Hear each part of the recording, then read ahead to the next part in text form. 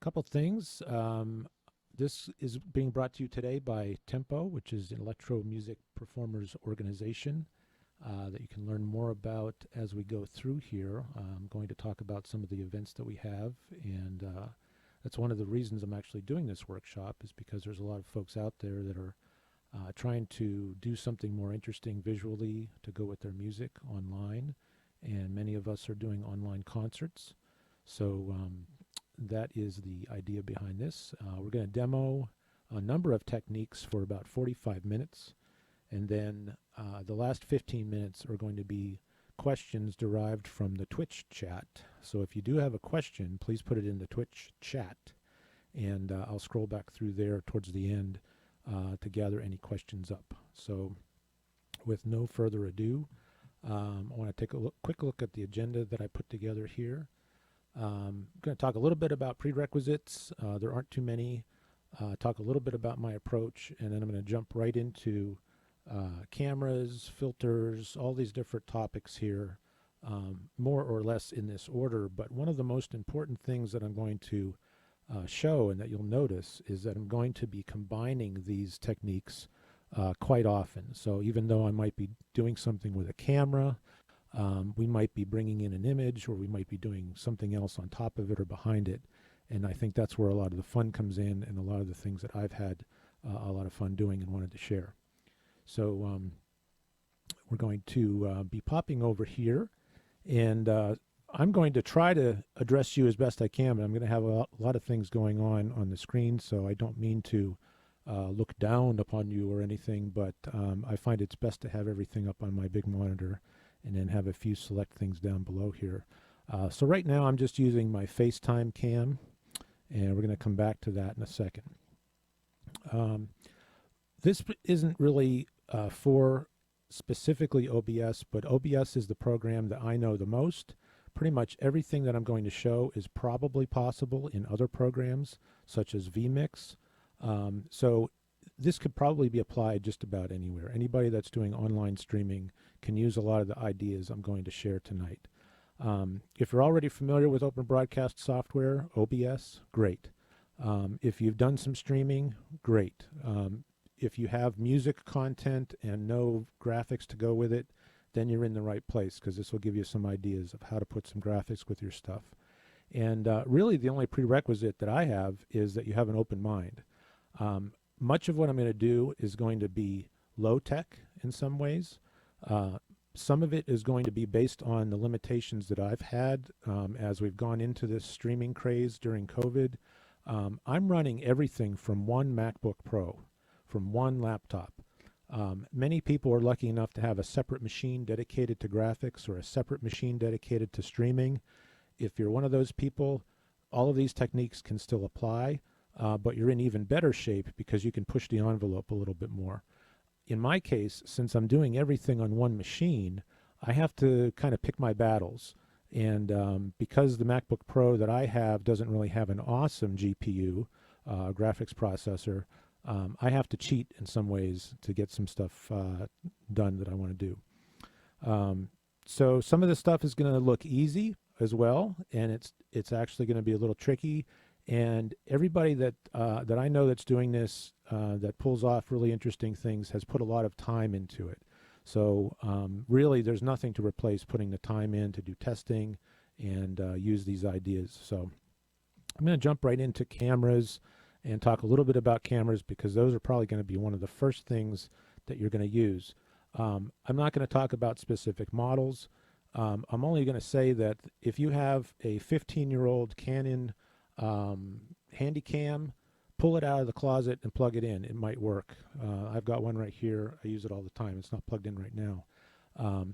Likewise, there are dozens of $30 webcams on the market right now. You don't have to spend a lot for a camera. Or you could just use your FaceTime cam or your built-in laptop camera, which I'm doing right now to start out. And in case you're wondering why it's black and white, I'm using a filter to do that. I'm going to show you how to do that. Part of this tutorial here and these ideas here, I need to share my OBS screen with you. And this is going to be a little bit like Inception. You're going to have screens within screens, but it's the only way that I can truly show you what I'm doing. And I'm going to try to explain what I'm doing, but I think you need to see it as well. And because I've got a lot of screens that pop up on top of one another, you're going to need to see all those. So I might even hide myself here because you don't really need to see me for some of this stuff. But for right now, just a really high-level overview of OBS in case you're not already familiar with it. OBS is a broadcasting tool. I like to think of it as kind of a television station in a box. Anything that you would see on a television program, from the nightly news to a movie, you can create that kind of flow with OBS by having basically scenes that you construct, and each of those scenes has different types of media elements inside of those scenes. The focus tonight is going to be on the graphical elements of those scenes, and I'm going to take you through some of those. Since we're talking about cameras, I want to first show you how I've got my FaceTime cam here. I go down here to the plus sign underneath my scene, or my sources, and this gives me a whole selection of different media elements, and I'm only going to touch on maybe a third of these tonight. But the way that you get a camera into here is you say video capture, and then when you go to video capture, you can select what kind of camera you want. Now I happen to have a number of different cameras here, and the FaceTime camera is one of them. Now I've already added that camera, so I'm not going to add it again. But what I can do is I can go to my FaceTime camera that I've added here, and I can double click on there, and you can see there's my camera. I'm connected. Now, the camera that's on the MacBook is not a black and white camera naturally, but I'm using a filter to turn that into black and white. Mainly because due to wearing masks all the time, my acne has been terrible. So this is my way of filtering it out. So if I go into FaceTime camera and I go up here to filters, there's actually two ways to get to this. So if I look at my camera and filters, that's one way to go there. Or if I control click on the camera, I can go to filters.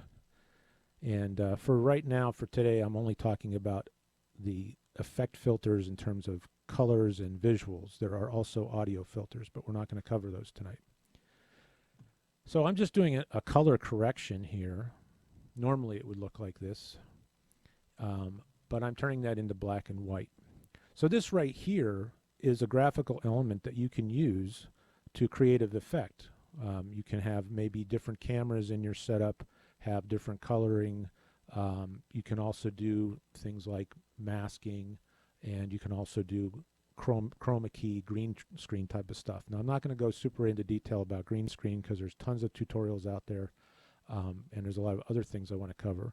But these filters are available for every single camera that you plug in, and they can be all different. They don't have to be the same. So that is how I'm doing this image of myself here. And everything I show you, I want to show you how I'm doing it. So while we have this screen up, I want to show you how I'm bringing in even the OBS screen here. So the OBS monitor for our training right now is simply a screen capture.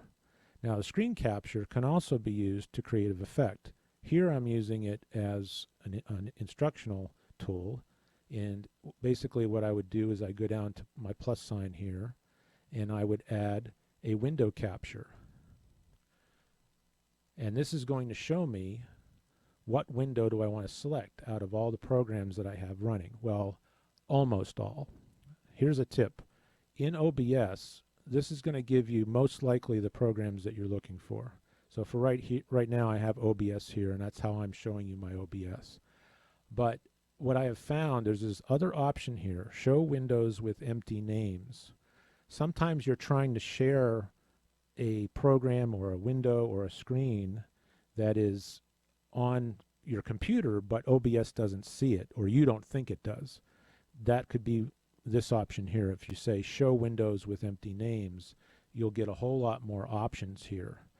A lot of times I find that happens with the control panel for my audio interface. If I'm trying to demo that for somebody, that has to be shown through this extra checkbox here. In any event, I'm just doing this to show you my OBS screen.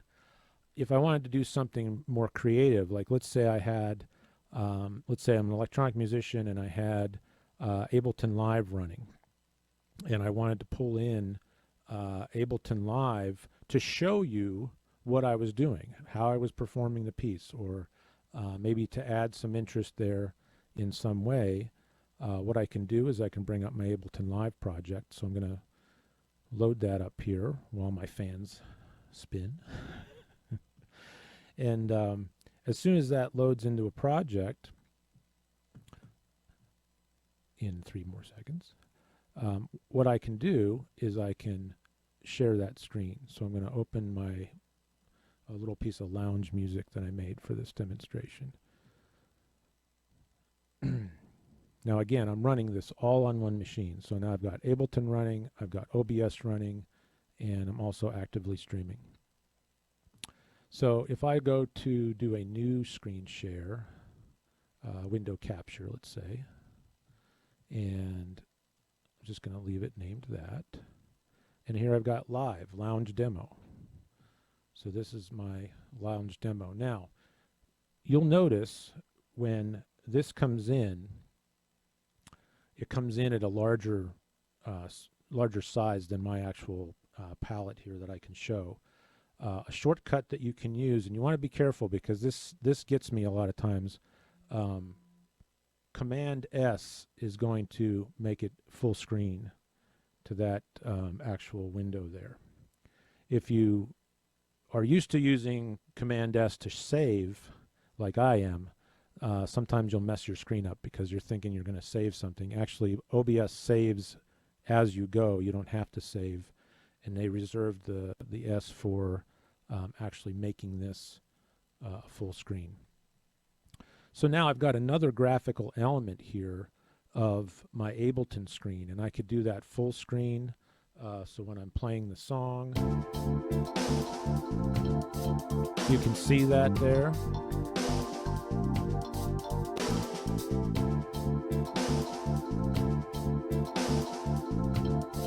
Okay, so real cheesy lounge track. I might want to do something a little bit more interesting with that by applying one of those filters we talked about.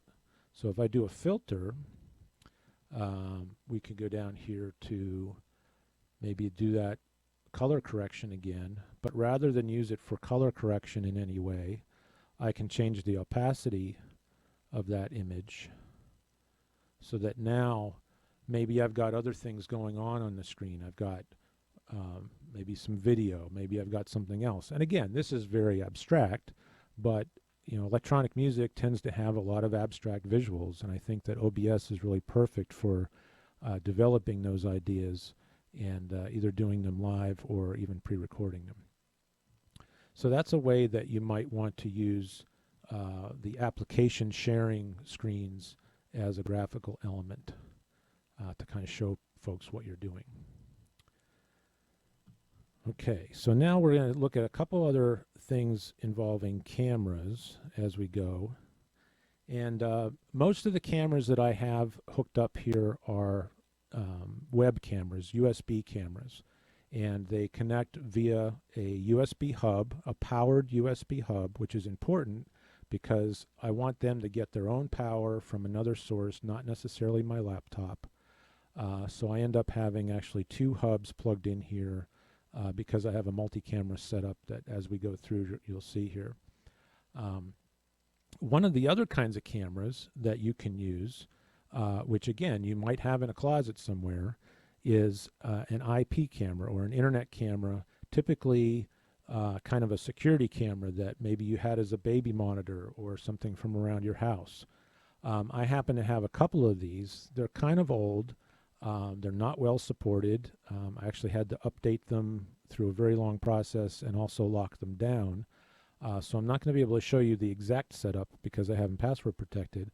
But what I can do is pull up the format of how I'm actually doing this. So if I was going to add a camera through this method, what I could do is I can go to my browser media element. So in OBS, if I go to my plus sign to add a source, I can add a browser source. And what this lets you do is basically add practically any website that you want to add, or it could be an application. So that in itself can be a graphical element. What I'm looking at specifically here is for usage of an IP camera. What you can do, and I'll show you the format and then I'll show an example of the camera. What you can do is, let's get rid of him and bring that other thing back. Okay. Down here is the format. So the format to bring up one of these cameras, and you can look at this on the web if you do a search for your actual camera and just do like Rtmp, which is a protocol used to access the camera from a web browser. And typically for the cameras I have, the format is Rtmp : / and then you have the ID of the camera, like the username ID, and then you put a colon, and then you have a password for the camera. You should always have your cameras locked down. If they're not locked down, you can leave this out, but I don't recommend it. And then there's usually an @ symbol, and then the IP address of the camera. Now, if you need to find the IP address of your camera, of your internet camera, you'd want to go through your router and use your router tools. That's a whole other topic I'm not going to cover here. And then usually there's a port number, and in my case there's a little script page that runs a little bit of code that tells the browser what to do once it gets there. And this is how I'm doing one of the demos here. If I pull up my actually two of the things I'm doing here. So I'm going to pull up, I'm going to actually hide OBS for a second, and I'm going to bring this up. And I'm going to get rid of my browser source because we don't need that. So what are we looking at here? So this is an internet camera that is mounted back here just on a little shelf, and it's connected wirelessly through that URL that I created, except it's, you know, it's an actual ID, password, and IP address. And it's pointed at my wall where I have a couple of really cheesy DJ lights flashing.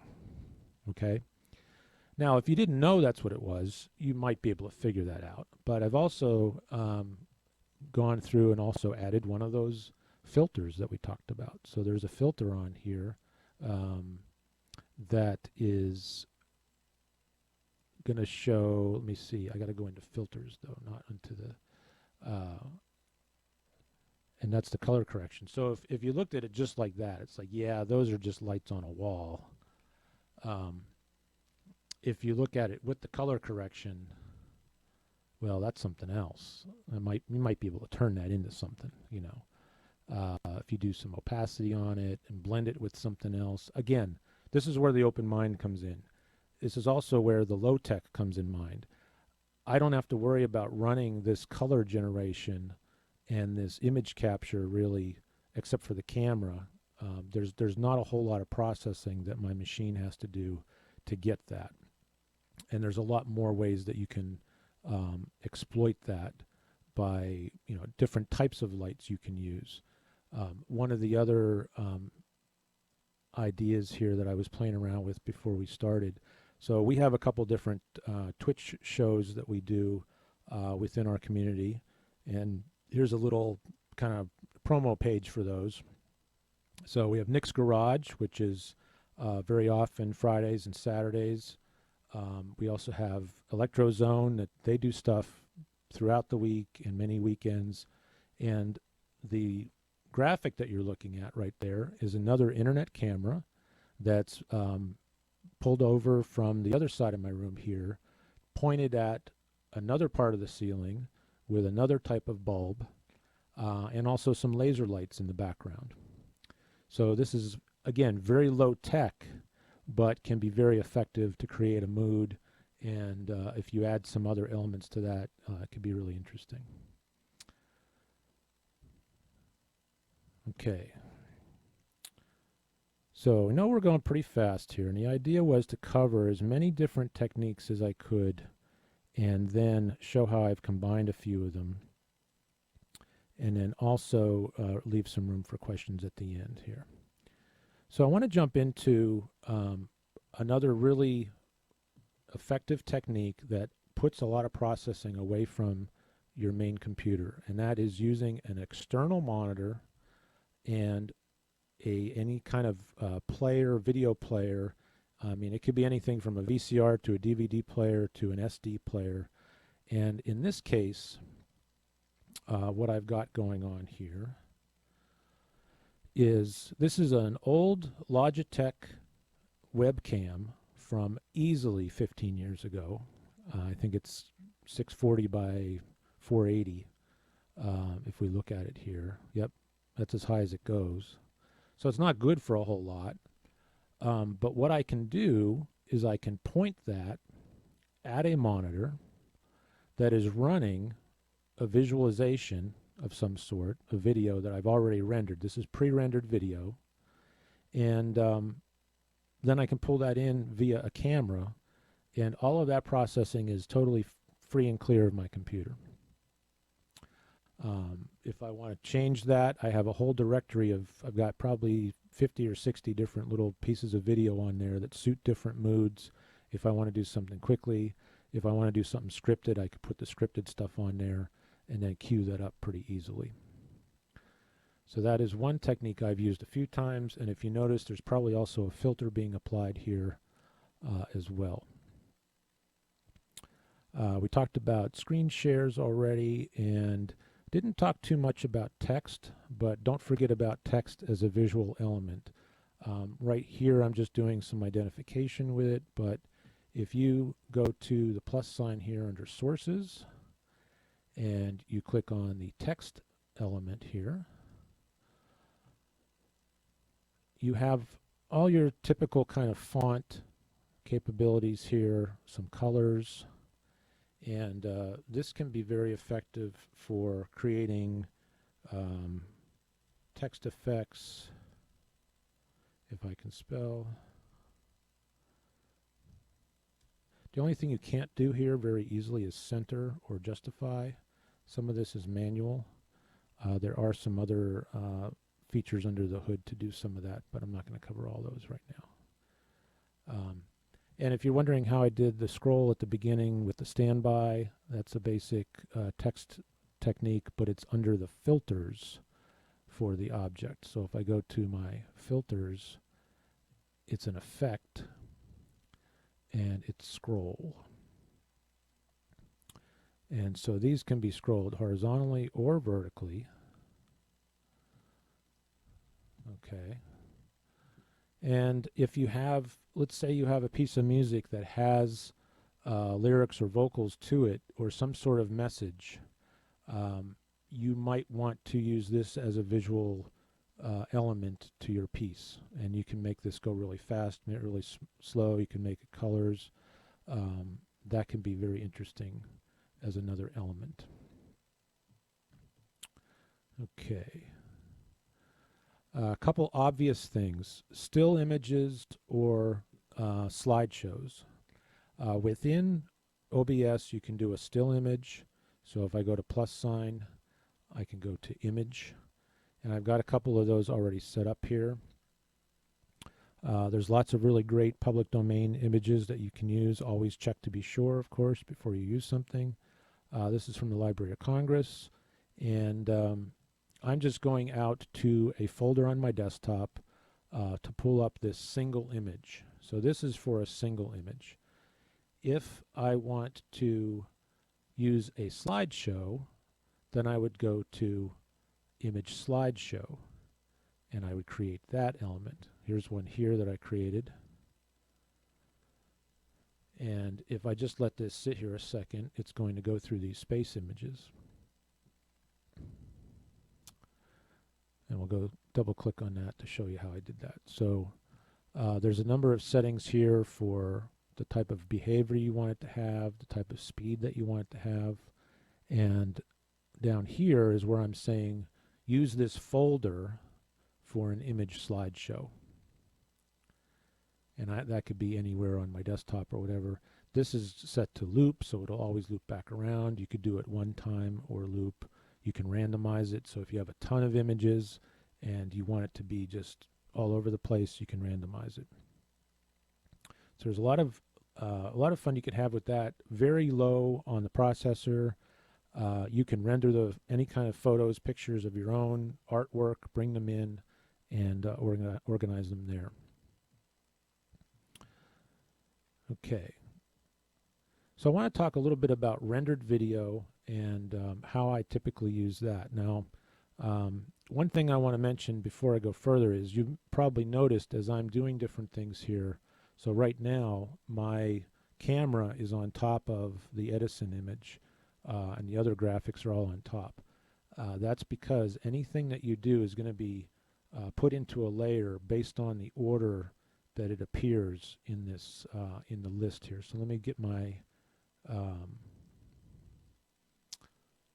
OBS back here. So for example, here's my single image. We'll show that again. And if I want to look at my slideshow image, here's my settings for my slideshow image. But you see that's all showing based on where it appears in this list. So if I put my slideshow on the top, you're going to lose everything else.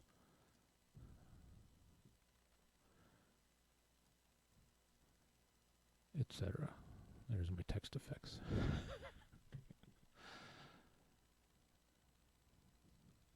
So you can see, now this is showing my OBS screen, so it's kind of multi-layers that you wouldn't necessarily have. But once we start adding some text moving around, we add some slideshow, you don't need a whole lot to create something. Now it's up to you to create the creativity and the purpose behind what you're doing. These are all just techniques. How you use them, just like anything else, is up to you to explore. Okay. Many times I'm going to pre-render my video because I don't want to have to do it all in OBS. And I use a number of different programs to do that. One of the big programs I use, and I have to thank our friend Robert Dorschel for turning me on to this a number of years back, but the program is called Magic Music Visualizer, and it's created by a guy named Eric Newman. It's a very cost-effective program. There's a couple different versions of it. Do yourself a favor and check it out if you're not already familiar. But it allows you to do both pre-rendered and live video. And I use it pretty much for all kinds of stuff. It's kind of my go-to for a lot of things. And so, for example, if I want to add any kind of basic video to something, let's say I go to media source here. I'm going to add a media source, and I want to go browsing for a video. I'm going to go out here to find something. So I've got all kinds of stuff I can bring in here. So here's something I did on the coronavirus. Now this might have some audio, so we'll see if I have to turn the audio off, but no, we're okay. So this was all done in Magic Music Visualizer. There's some stock stuff here, and then all of the effects are things that happen inside of Magic. And you can do just about anything with it. You can also bring Magic into OBS through a platform called Siphon. Now, I'm going to do this after I turn this off. We don't need him there. Okay. And I'm going to end up having to jump over to another scene here. So I'm going to jump over to my Siphon demo. And this is one of the more advanced things. Again, this is going to be running all on the same laptop, so we'll see how it goes. It was okay during testing. But I'm going to bring up my Magic scene here. And Siphon is a protocol that allows you to take video content from one device to, or one program to another. And OBS has a siphon add-on that if it doesn't come standard anymore, you can download it from the OBS site. And then when you go into Magic Music Visualizer, you tell Magic that you want to broadcast through siphon. And that's when you'll see this. Okay. So what you're seeing right now is my FaceTime cam going into Magic Music Visualizer live with a bunch of crazy effects, and then that is coming into OBS. My machine's running fairly well right now. I don't think I'd be able to run, well, I do have Ableton open, so we can try to run Ableton right now.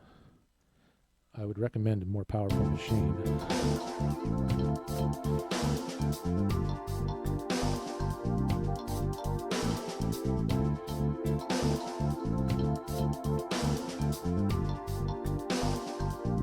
Pretty cheesy, huh?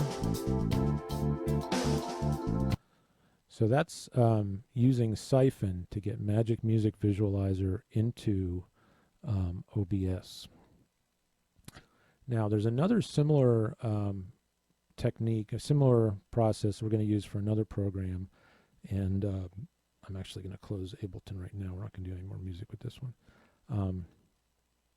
And this is a program called Lumen, and Lumen is by a company called Prerequisites, and it's got a little bit different kind of shtick here. So let me bring that up.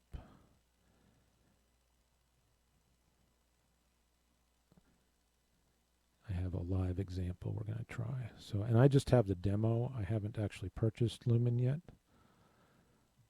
But you're going to see a Lumen live demo here. And I'm actually going to show you both the program and the output. So the program is in the upper left-hand corner, and the output is in the lower right-hand corner. And again, this is the Lumen demo. The only problem with the demo is it shows their logo. If you purchase it, then it takes the logo away.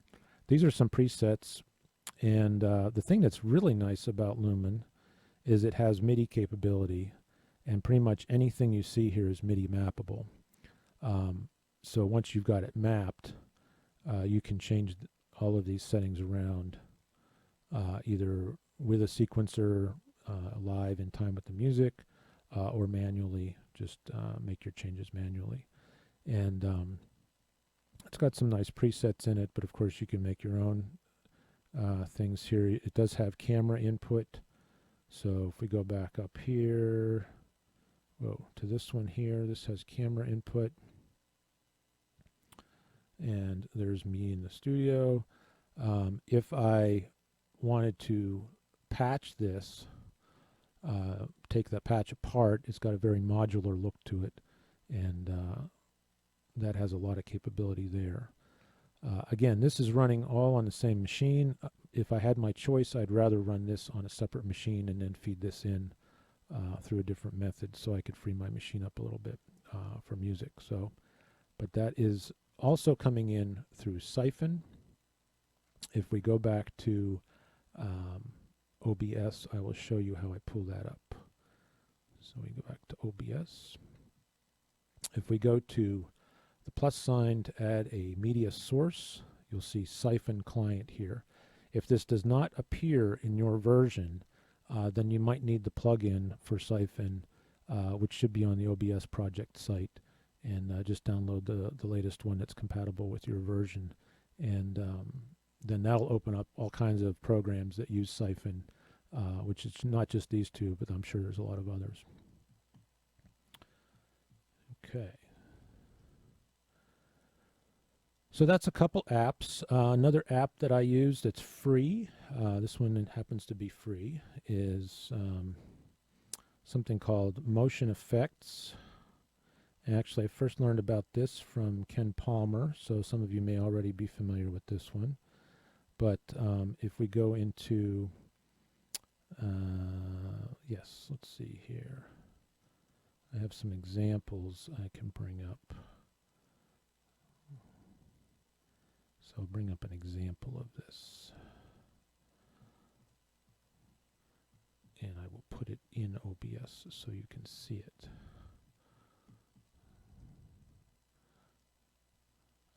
We can do it as a screen capture, actually. No, let's do it as an example. That'd be easier. So I'm going to do a media element. I'm going to do media source.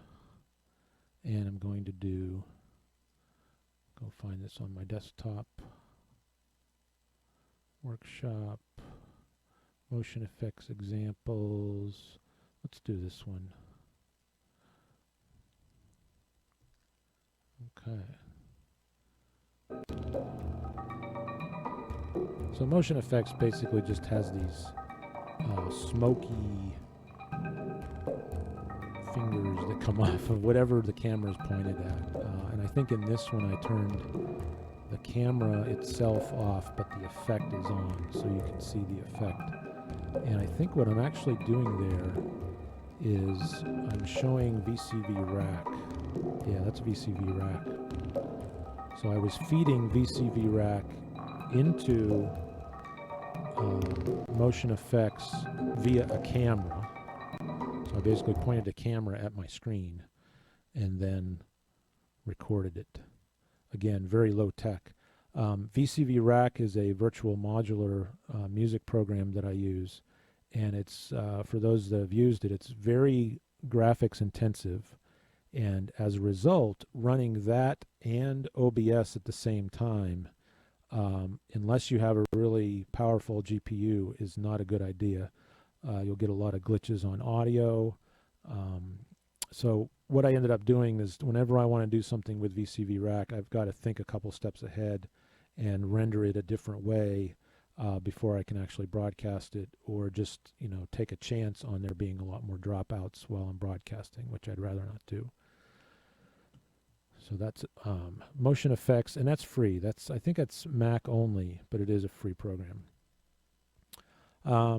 One other free tool that you should know about, if you already subscribe to Adobe products, if you already use Photoshop or Premiere, there's another tool called Adobe Spark, and it used to be free. I don't know if it's still free. It comes free with my subscription right now, but it is basically it's a tool to create quick kind of memes. If you want to create a meme with text and a graphic, it has all kinds of AI built into it that lets you create images, still images, but they also have a video feature, so you can create little commercials or little, you know, little descriptive things to add to your presentation, and they're very slick. Like compared to, you know, 10 years ago, trying to make something like that took forever. This takes a lot of the work out of it, but it's called Adobe Spark, and that's for still and video preparation. I use that quite a bit for small things that I don't want to spend a lot of time on. It's not worth opening Premiere or something like that, and I just want to make something quickly. So I want to get into, before we wrap up here, a couple hardware items, and one of those is something called the Cheap Hacky Audio Visual Board, and this is a project I built, I guess, towards the end of last year, early this year. It's developed by Jonas Bears, and he is really awesome in letting his creation out there and creating a board for it that's just beautiful. This was one of the most significant builds I did up to this point, but it was a lot of fun to work on. And it's basically using a video tester, which is the red board that you see there, and that gets plugged into a board with a number of high-frequency oscillators, low-frequency oscillators, and lets you do all kinds of crazy madness with video and sound. And this is from my bench when I built mine. If we put that away here, we'll see the live thing sitting here behind my mix bench here. And right now this is plugged in. It's the blue cable there, the blue VGA is coming out of the chav. It's going into a converter that's converting that VGA into S video. And the only reason I'm doing that is because I need some sort of input that I can still handle into the computer. And I have a Blackmagic Intensity Shuttle, which you can't see here, just behind me here, where that S-Video cable plugs in so that I can capture this signal. And that signal is right there. Now, if I was back there, I can't actually reach there right now, but if I turn some of the oscillators there, dials, I would be able to manipulate this. If I connect it to my rig via audio, I would be able to manipulate this as well. But that's a way to use hardware to capture that. And really, to capture that, all I'm doing is a video capture, which in this case is the Blackmagic Intensity Shuttle. And I've got another little program that runs in the background for the Blackmagic that tells it what input I'm trying to use. So that's how I capture that. All right, so it is time to check the chat for questions. So I'm going to scroll through here to see what we have. And if you have a question, let's see.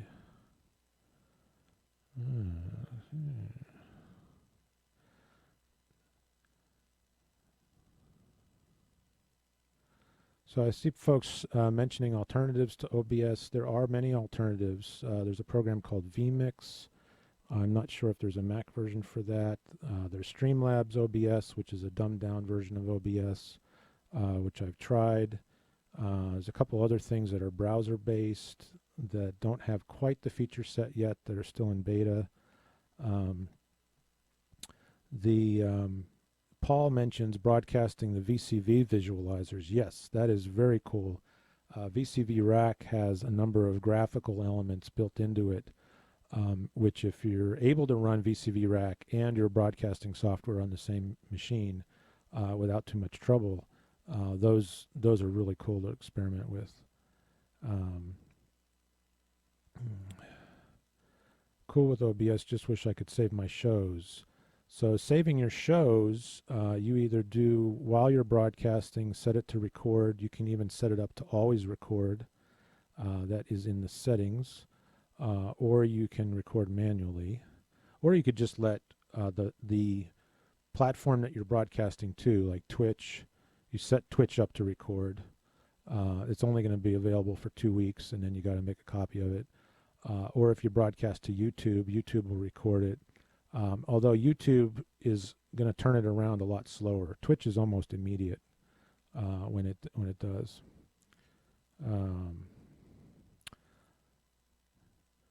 So I do have a supplemental document with some hints on some of the gear I'm using and a few links, so I can send that out if you're interested.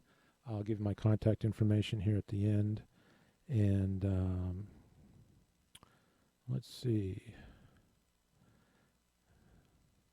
Yeah, Adobe Spark is still around. Let's see.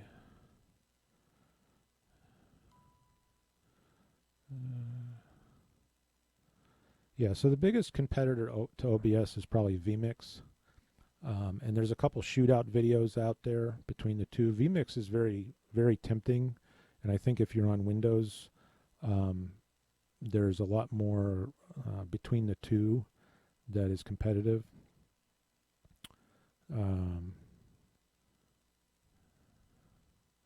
But then, you do look at what OBS does for the money. And again, I'm not a developer for OBS. I have a lot of problems with OBS in terms of particularly how they have video integrated with audio, how the audio is set up. But we won't get into that right now. But OBS is kind of a necessary evil right now. Let's see, looking at...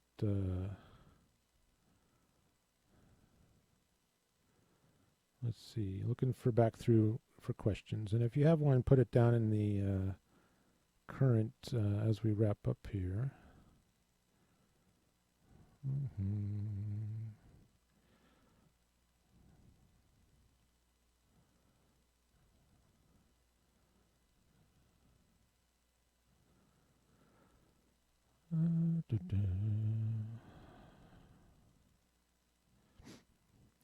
Somebody mentioned GoPro. So GoPro for visuals. Do not believe the hype. The GoPro webcam beta came out in July, just before I moved this last time. And I jumped on it. Despite everything being packed away, I jumped on it to try to get it working. Got it working, sort of. But at least on High Sierra, it needed its own build. So I got a hold of somebody at GoPro. They made a really fast developed version for High Sierra, and it worked okay. Fast forward a couple months, and it basically bricked my camera. I had to reinstall the firmware, the original firmware, do a factory reset. I was on the phone with GoPro for about 2 hours, and this most recent test was a fail as well. So the webcam is still in beta for GoPro. Those that have it working, more power to you. But I would, if you don't already own a GoPro, I would not recommend going out to buy one because they're rather expensive. You can get a lot more mileage out of a $30 webcam from Amazon. And there is a native streaming on a GoPro, but it is limited in that you can only stream to one destination. So I couldn't do all of this multi-camera stuff that an OBS would allow. Remember, OBS is like a television station, so it's allowing me to add all of these different elements together to broadcast. If you're going direct from the native streaming on a GoPro, not the webcam, which is still in beta, but the native streaming, that's not going to allow you to do overlays and extra cameras or any of that stuff.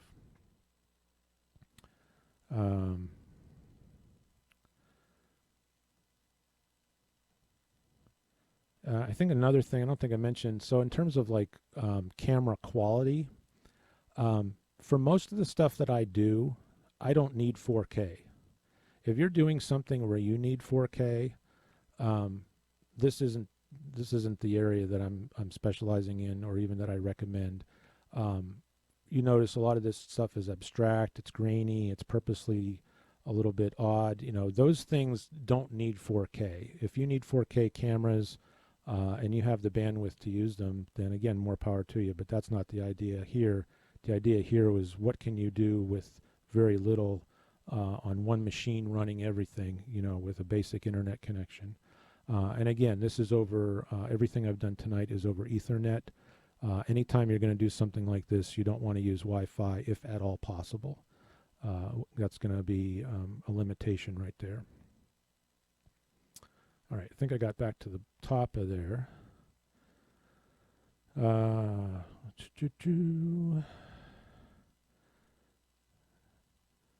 Somebody mentioned Rtmp. Yes, Rtmp is very cool. We did some stuff with that back over the summer. And it's nice to know somebody that has an Rtmp server. I don't have my own set up right now.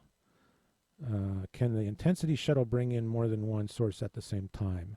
Not at the same time. So my intensity shuttle right now, I have 3 things plugged in. I have a composite plugged in, I have an HDMI plugged in, and I have an S-video. I have to go into an application, basically, let's see if I can show you on here. I have to go into my intensity shuttle and I have to tell it which one I want. If I try to use 2, I don't think it's going to work, because even though I select it here, there's a helper app that I have to go into that forces me to select it in the helper app. So right now it's set up for the IZ. If I want to use it with the Chav, I've got to change it over here, and this is the master. This is what governs everything that device does, not what's in OBS. And because of that, I can only use one of these at a time.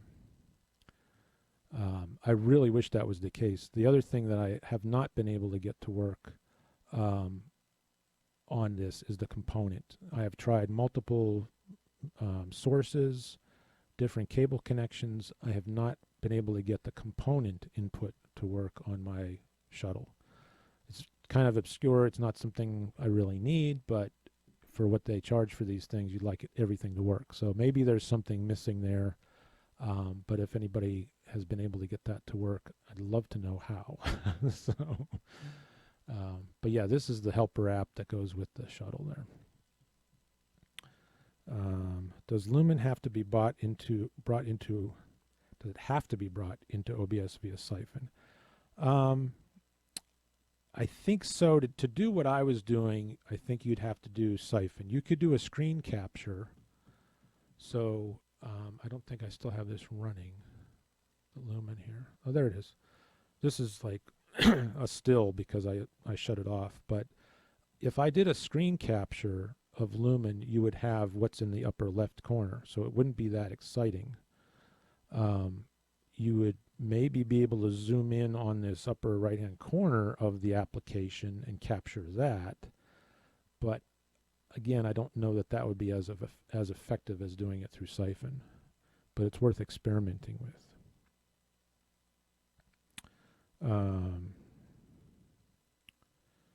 Let's see.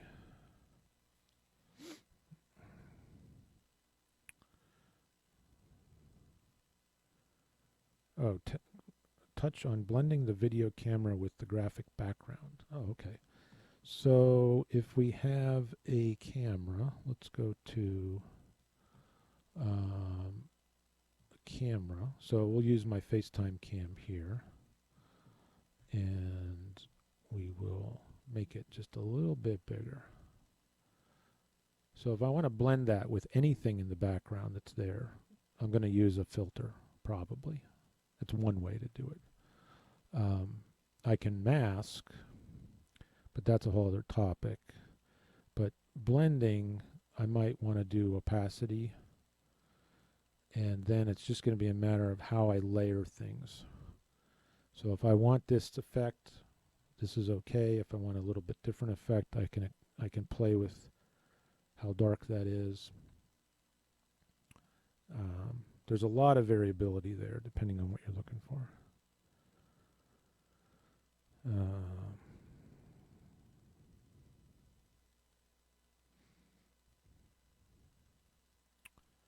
Let's see.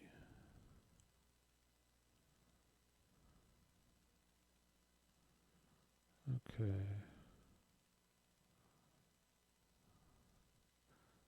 I want to save the config of my show here in OBS. Not sure if that was a question or not.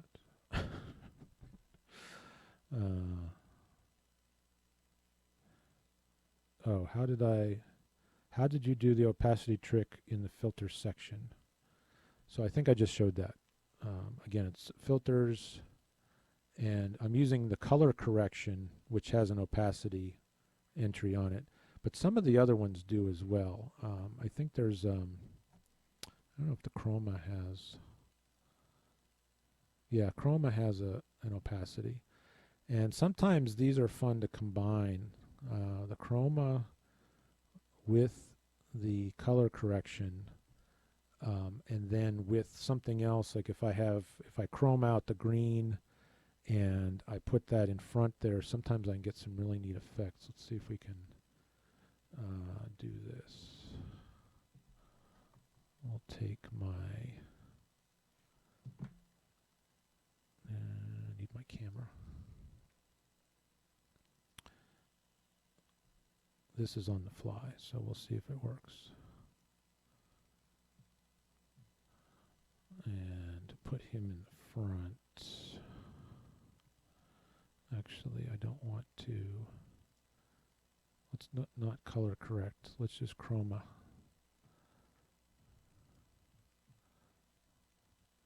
And let's do the intensity up here. It's probably not going to do exactly what I want right now. But since I'm chroming, you can kind of see it there where I'm chroming that out where it's getting a little green there. And then if I blend that with this, you can get some weird effects. It's all about experimentation, just like you would with your audio. You know, a lot of audio pieces come just from experimentation. I find the same exact thing happens here, is that you're you're messing around with stuff, and all of a sudden, you come across a cool effect that you want to try to explore.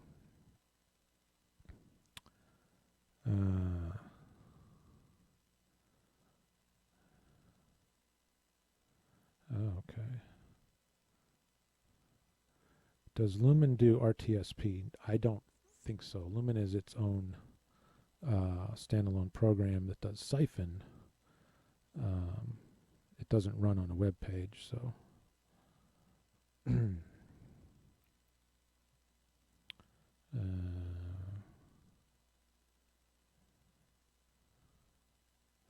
I think we got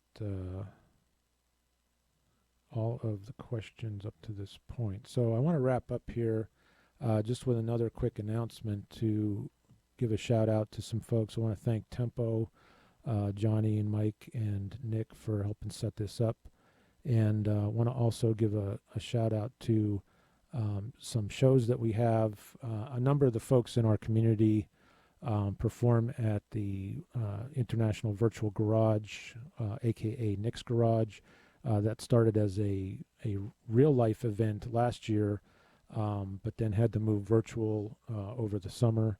And we also have our friends over at Electrozone, which is based out of Ithaca, New York, and they perform throughout the week. And both of these have really excellent concerts, electronic music, all kinds of different genres of electronic music, very at times very experimental, with lots of video as well. And if you want to reach out to me at any point, again, my name is Jeremy dePrisco, and I have music up on SoundCloud, YouTube, and on Bandcamp, and you can reach out to me at jeremydeprisco.net, and I will pass on some of the links to some of the stuff I use here as well for the post of this, so that folks can further research some of these tools. So that brings us to the top of the hour, and I want to thank everybody for coming out and asking questions and stuff. And we will be in touch with more of these types of things down the line. We've got a lot of talent in our community and lots of folks willing to share. So stay safe, stay in touch, and thanks a lot. Have a good night.